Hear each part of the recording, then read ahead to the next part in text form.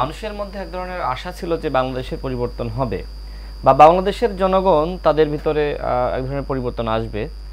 দেখেন, যে দেশের জনগণ যেরকম সে দেশের সংস্কারও আসলে সেরকম হয়। এখনো পর্যন্ত আমার কাছে মনে হচ্ছে না যে এই দেশের মানুষের মানসিকতার সংস্কার হয়েছে।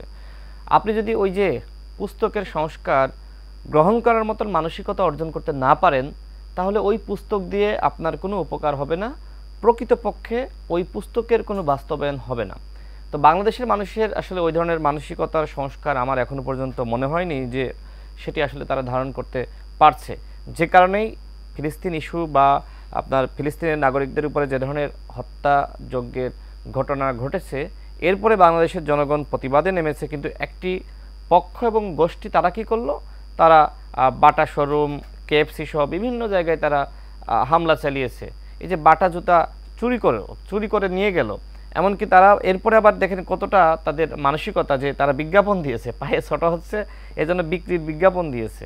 তো এই অবস্থায় আসলে কতটুকু আসলে সংস্কার, পুস্তকের সংস্কার বা আমাদের সংস্কার কমিশন যে প্রস্তাবনাগুলো দিয়েছে বাংলাদেশের মানুষ আসলে ধারণ করতে পারবে, সেটি নিয়ে আসলে এক ধরনের সন্দেহ সংশয় শুরু হয়েছে। দেখেন, আমি যেটি আগেও বলেছি এখনও বলছি, বাংলাদেশের অভ্যুত্থানের পরে মোটামুটি 4-5 মাস কোনো ধরনের মব জাস্টিস ওইভাবে ছিল না। কিন্তু একটা সময় গিয়ে সরকারের এক ধরনের কয়েকজন উপদেষ্টার বলতে পারেন যে প্রত্যক্ষ মদদে মব জাস্টিস শুরু হয়েছে। আবার কয়েকজন উপদেষ্টা আবার এটি থামানোর জন্য বিভিন্ন ধরনের বক্তব্য দিয়েছে। আবার কয়েকজন উপদেষ্টা তারা কিন্তু নিরপেক্ষভাবে চেয়ে দেখেছে।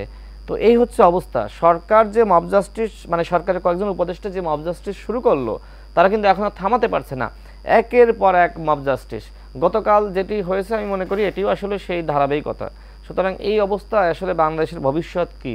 90-এর পরে মানুষের মধ্যে এক ধরনের স্বপ্ন আকাঙ্ক্ষা তৈরি হয়েছিল যে আসলে বাংলাদেশের পরিবর্তন হবে। 90-এর পরে ওই যে পুস্তক যা রেডি করা হয়েছিল কোনো কিছুর বাস্তবায়ন হয়নি। ঠিক এইবারও আমি নিজে কিন্তু এই যে কমিশনগুলো যেগুলো দিয়েছে আমি নিজে সেটি আমি দেখেছি, যেহেতু আমরা আমাদের দলের পক্ষ থেকে জমা দিতে হবে।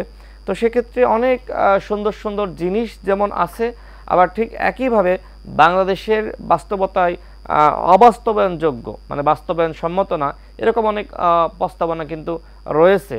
তো আমাদের দেশের জনগণ দেখেন আমেরিকা ইউরোপের মতন জনগণ না। আমাদের দেশের মানুষের সভ্যতা বা কালচার এটি আপনার পৃথিবীর অন্যান্য সভ্য দেশের কালচার না। তো সেই জায়গায় আসলে এই যে আমাদের যে প্রস্তাবনাগুলো তৈরি করা হয়েছে, আমার কাছে মনে হয়েছে যে ইউরোপ আমেরিকার জনগণ যেরকম, তাদের ক্যারেক্টার যেরকম, সেটির আদলেই আসলে এটি তৈরি করা হয়েছে।